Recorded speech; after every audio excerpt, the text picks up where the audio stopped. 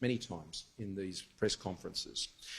The remarks that Katherine has made in the past that have been insensitive, that she has withdrawn those remarks. And I think she has learned that in taking forward the primary issue that she is seeking to raise, as a woman raising 3 daughters of her own, is about women and girls in sport. That's what she's seeking to bring attention to. Hang on, I haven't finished the answer. I haven't finished my answer. You can wait till I finish my answer. And so, women in sport is the issue that Katherine has been highlighting. And she's made many, many remarks in the past and on quite a number of occasions, certainly not the majority. She has stepped over the line, and she's acknowledged that, because to go forward as a Member of Parliament, that is something you need to learn. That these issues are important, but you need to be able to deal with them with respect for others, to be compassionate in terms of the feelings of others. But what I won't allow is for those who are seeking to cancel Katherine simply because she has a different view to them on the issue of women and girls in sport. I'm not going to indulge that, because, you know, in this country, I think Australians are getting pretty fed up with having to walk on eggshells every day, because they may or may not say something one day that's going to upset someone. Now, you shouldn't seek to upset anyone else. You shouldn't seek to upset people. You should deal with things in a very sensitive way. But in this country, I think it's time to allow people, where they have made mistakes in the past about how they have said things in the past, where they're prepared to put those behind them and focus sensitively on the issues they're seeking to promote, then that's how they do it. Others might want to cancel her. Others might want to cancel other Australians for standing up for things that they believe in, but I'm not going to have a partnership with them. Andrew. Prime Minister, 2 questions.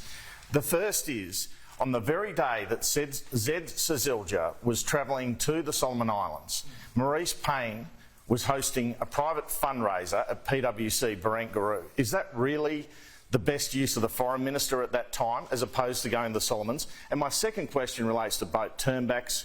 How many has your government done, and how many have Labor done? We have done 27 turnbacks from memory, and Labor did none. Labor did none. And I remember this very vividly, because I was the Shadow Minister for Immigration and Border Protection at the time. Labor did everything they could possibly do to avoid restoring temporary protection visas, ultimately for many years to restore offshore processing, which they finally relented on too late and sent actual kids and put them on Manus Island. And thirdly, they just refused to do turnbacks.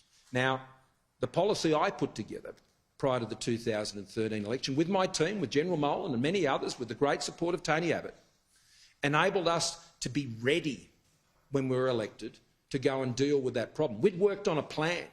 We'd done the hard work in opposition to come forward with a plan that was going to deal with one of the most significant national security issues that were being dealt with at that time. And we implemented it, and it worked. And so the real test of whether you support something or not is when it really mattered. And the Labor Party and Anthony Albanese opposed all of those measures for so long, and they demonised those. They demonised those who sought to put them in place. Yeah, look, I've already answered the question. No, the right response was to ensure that the Minister for Pacific, we were very aware of where that agreement was up to, as were all other Pacific leaders. It was very important that we communicated very clearly to the Prime Minister of the Solomon Islands, Manasseh Sogavare, what the Australian government's position was. And to do that at that level made very clear that Australia was not looking to go and stamp around, that we were going to deal constructively and respectfully. That is...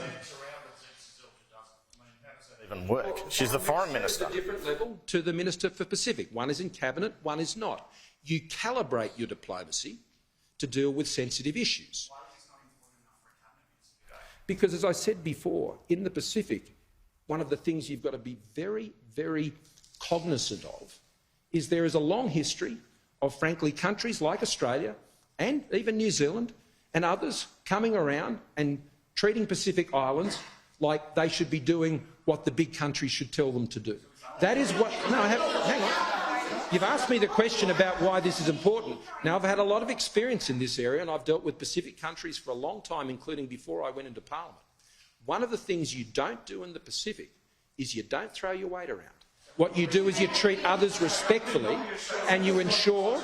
Look, I'm very conscious of how visits are perceived within the Pacific.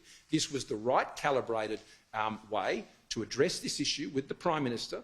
I've had discussions with the Prime Minister personally about these issues. I've spoken to Manasseh on many occasions, many occasions, as I talk to Pacific leaders all the time, and particularly about this issue. So the judgment was made not to engage in a more, at a foreign minister level engagement, to ensure that Australia's views were communicated very clearly and very respectfully, and that has been done. And this is an ongoing issue. This is an ongoing issue.